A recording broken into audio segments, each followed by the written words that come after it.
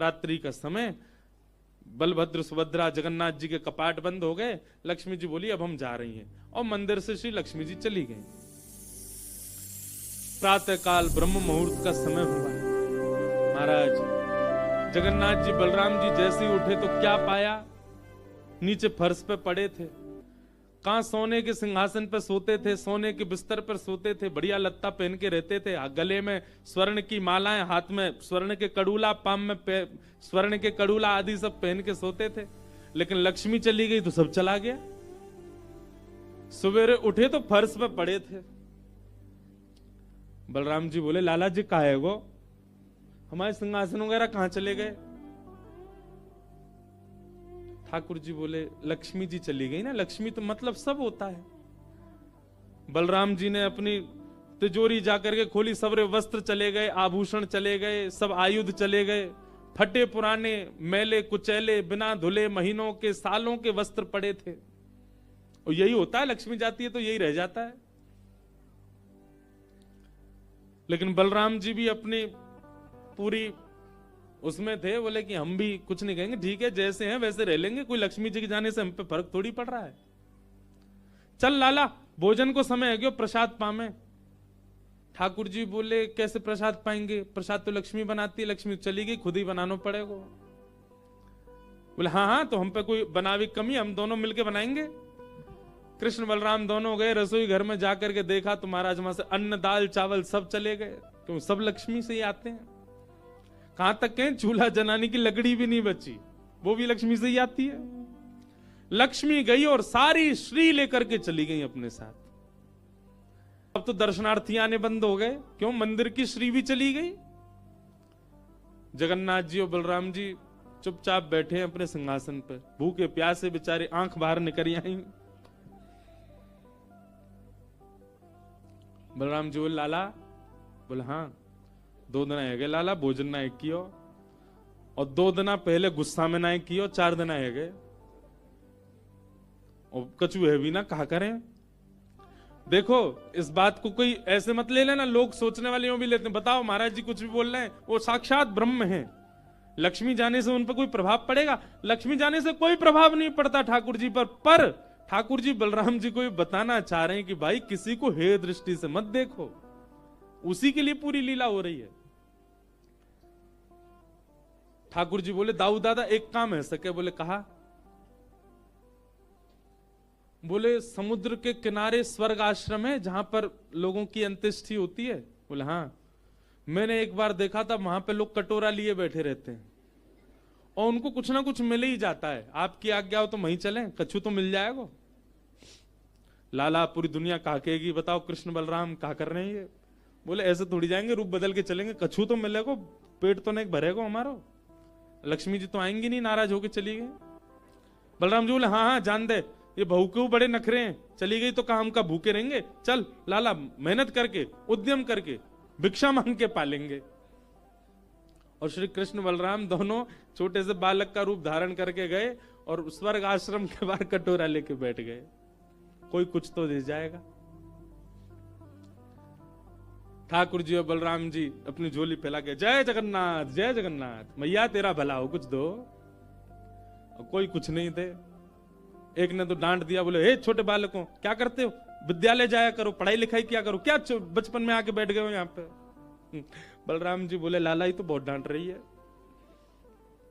Thakur ji money मन कहें और कर लो अपमान लक्ष्मी जी का। इतने में ही एक महात्मा आए, उन पर धन तो था नहीं, उनके पास में बस मूड़ी थी, महात्मा जी के पास भेल थी, भेल। ठाकुर जी ऐसे झोली फैला के बैठे, बलराम जी भी।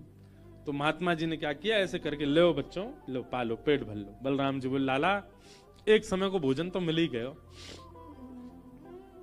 ठाकुर जी बलराम जी दोनों खुश हुए। लक्ष्मी जी ने दूर से देखा, ए पवन देव जोर से बहना प्रारंभ करो। ऐसी जोर की हवा चली महाराज, सबरी मूड़ी उड़ गई। बलराम जी और ठाकुर जी पीछे पीछे भागे, मूड़ी सबरी उड़ गई।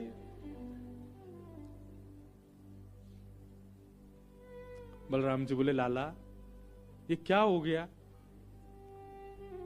बोले भैया हम संकोच में कुछ कहते नहीं, आप बड़े भैया, पर हम एक बात कहें, लक्ष्मी के बिना सब हाल हो रहा है हमारा।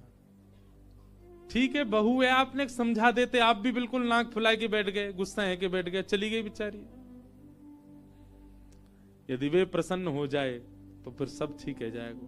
अरे ना बेटा, कोई बात नहीं, हम तो क्षमा मांग लेंगे, तेने पहले क्यों ना कही मोते। ठाकुर जी बोले अब कोई बात नहीं, अब चलते हैं, ढूंढे उनको कहां है। पूरे पुरी में ढूंढा, कहां है लक्ष्मी जी। लक्ष्मी जी उसी कन्या के घर में थी, उसी घर में थी जहां देख करके बलराम जी को हीन भावना आ गई थी। बलराम जी लेके गए, लाला यही घर में बैठी जब मैंने देखी काई।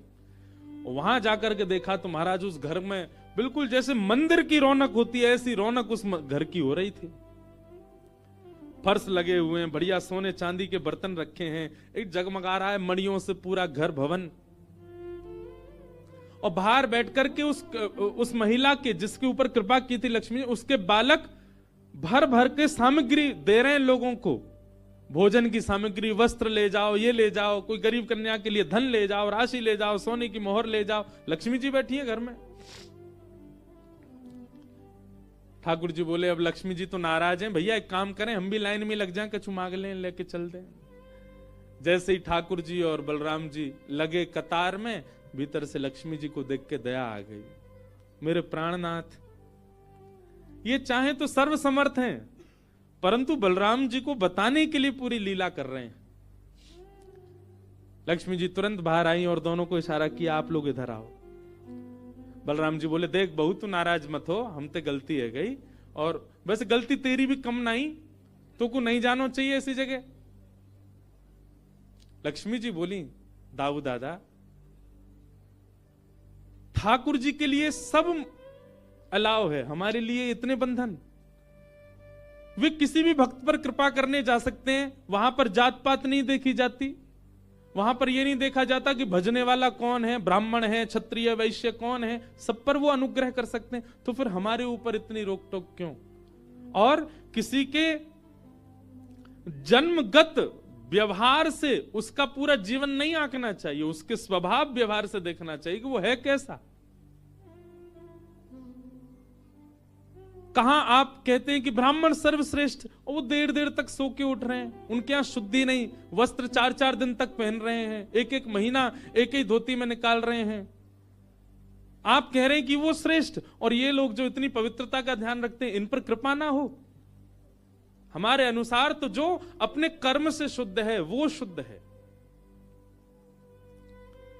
बलराम जी और ठाकुर जी दोनों मान गए, जैसी आपकी इच्छा। बोले नहीं, आज के बाद हम आपसे एक नियम चाहते हैं। क्या? बोले श्री जगन्नाथपुरी में नियम कर दीजिए। बोले क्या? जिस महाप्रसाद को ब्राह्मण पाएगा उसी महाप्रसाद को शूद्र भी पाएगा, दोनों को समान फल मिलेगा।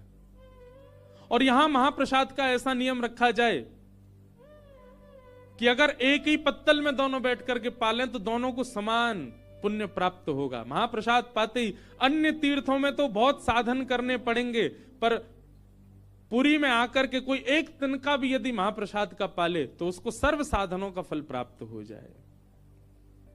और किसी भी प्रकार से यह ना देखा जाए कि कौन किस वर्ण का है, वो स्वभाव से शुद्ध होना चाहिए। हम सबको हृदय लगा में, अगर ये सब आपको मंजूर हो तो मैं राजी हूं। राजी हुए, और तब से श्री जगन्नाथपुरी में ये सब नियम नष्ट कर दिए गए। महाप्रभु जी सबके लिए सुलभ हुए।